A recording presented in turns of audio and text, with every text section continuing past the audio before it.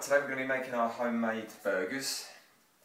All healthy ingredients, all natural. What I've done is I've prepared some earlier to save time with me cutting them.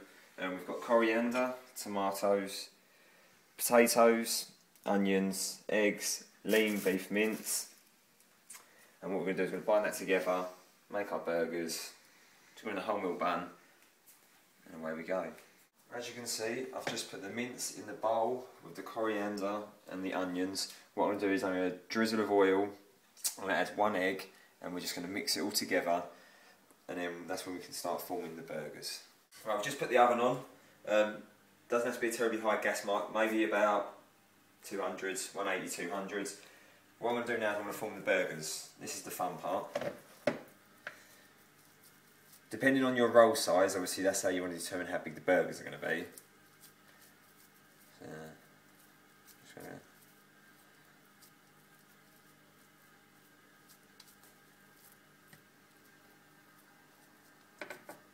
sample 1 burger.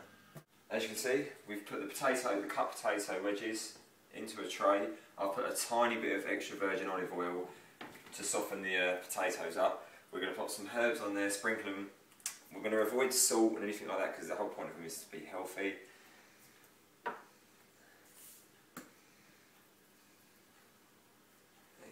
As you can see,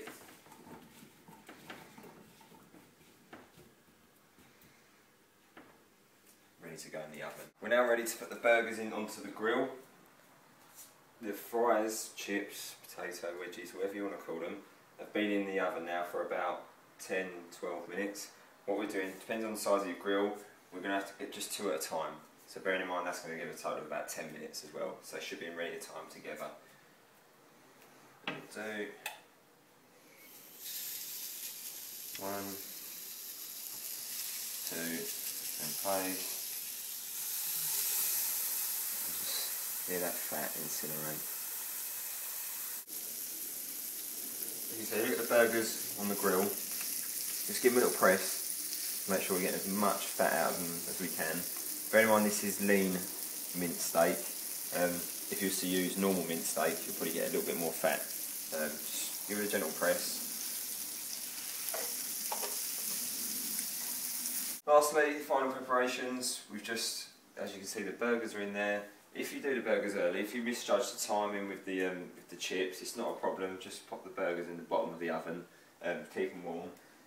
Final, what I've done is I've put the tomatoes on the grill, but I've turned it off. So obviously it's going to slowly, temperature's going to cool down, but it's going to just enough for the tomatoes and onions to still go nicely.